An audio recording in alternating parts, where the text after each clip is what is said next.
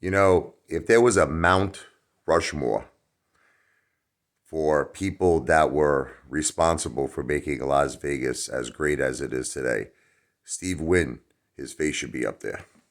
I mean, I'm just doing some homework on his life, and it is like really the most incredible stuff that I've ever like read, and it's absolutely mind-boggling the life he lived. When he was a young kid, and his father passed away, they had the family bingo parlor. That's how he used to make his allowance. He used to work there.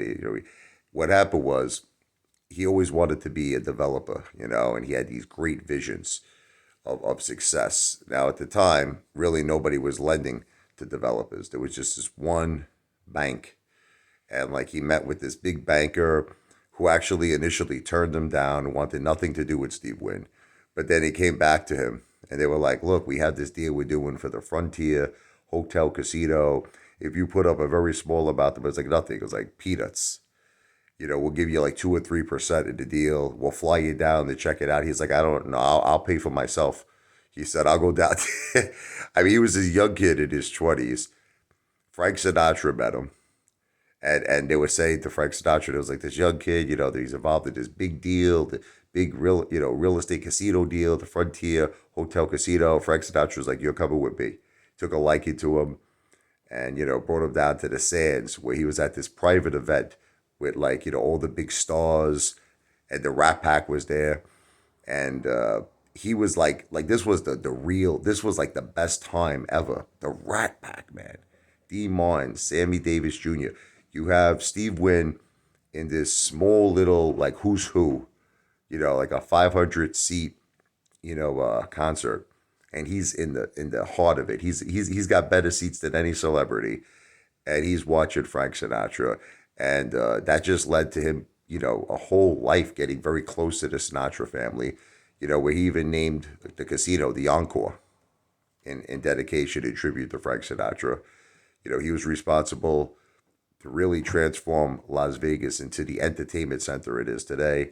The Mirage, the Bellagio, Wynn Las Vegas, and then he went to Macau, and he built tremendous casinos. I mean, everywhere. The guy is just an amazing guy. And then with that whole thing, how he had to step down because of those alleged sexual allegations, that were made from, I guess, former employees. I don't even know if I believe it. I don't know. It could just be this guy, everything he touched, it was like the Midas touch. Everything turned to gold. Maybe it was just big corporations that just wanted to find some kind of an excuse to get about. He never admitted to it. He never admitted to any wrongdoing. The greatest story with Steve Wynn that I've ever heard was there was this like an amazing like painting, some kind of a Picasso or something like some. He was going to sell it for $150 million, and he was showing it to guests, right? And his elbow hit the painting. Could you imagine? Could you imagine that? $150 million painting, and he put his elbow through it. Could you? Well, anyway, it canceled the sale, and the I guess the bank that had the appraisal lowered its value from 150 million to 85 million. It was like a $90,000 in repair. But could you imagine doing something like that? Steve Wynn went crazy. He was fighting the bank.